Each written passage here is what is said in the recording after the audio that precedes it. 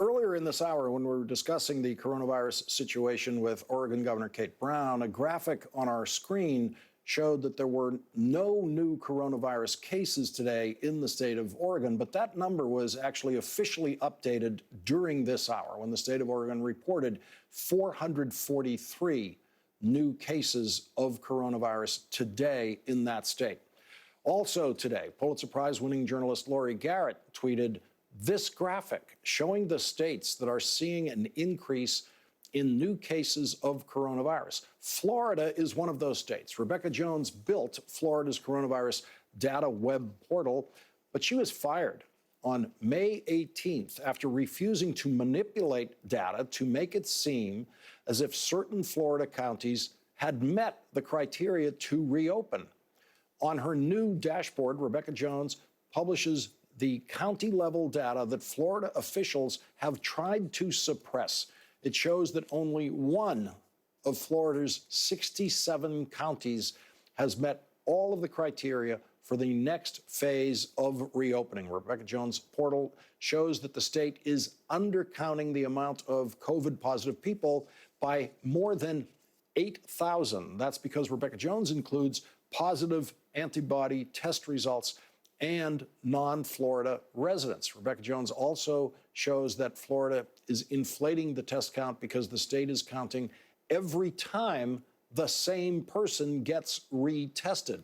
Rebecca Jones instead counts every person tested, not every test done, which means that Florida has actually tested 337,737 fewer people than what the state claims. Rebecca Jones also includes non-residents in her calculations, which shows 283 more coronavirus hospitalizations in Florida and 92 more deaths from coronavirus than what the state is reporting.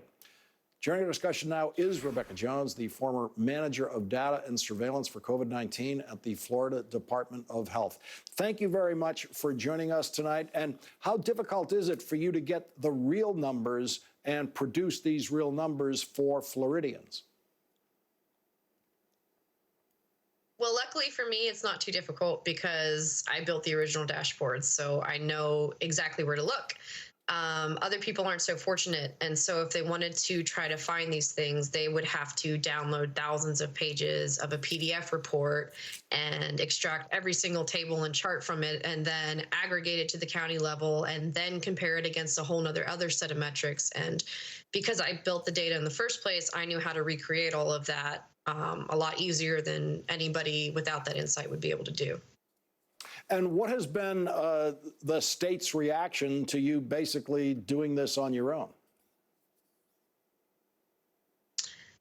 I don't really think they are in a position to have a reaction anymore after, they fired me from refusing to do something wrong and then publicly defamed me, and have since been quieter about it, luckily. But I'm a private citizen now. It's public information. There is no position that they can have on me doing this. Your work has been praised by Dr. Deborah Birx and others. Your credibility has been unquestioned. Has anyone in the state government said there's a reason to question your credibility about this? Yeah, there was a period where immediately after the news broke that I had been taken off the dashboard and then fired after that, where I think a few government officials tried to accuse me of not being a scientist, or not having access to the data, or not having been the architect. But I rebuilt the whole thing in 3 days, so I think I've put that to bed. And what about Floridians' reaction? Is your work being reported in the daily newspapers in Florida? Do they have general access to it through the news media? Yes, actually, the media in Florida has been amazing, and they've spread word about this resource being available. It's already received millions of hits. The outpouring from the community has been so incredible, and for me, really shocking, because I didn't even think anybody would care if I did something like this, and it's already kind of blown my mind how supportive everyone's been. I assume you see other states with similar reporting flaws or deliberate mistakes in the way they're doing it?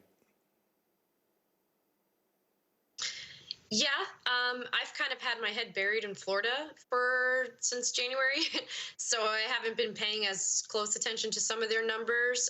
But places where I have family, Louisiana, Mississippi, Pennsylvania, New York, I've paid a little bit more attention to.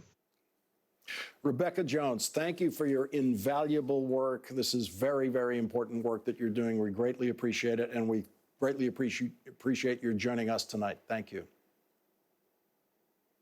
Thank you so much.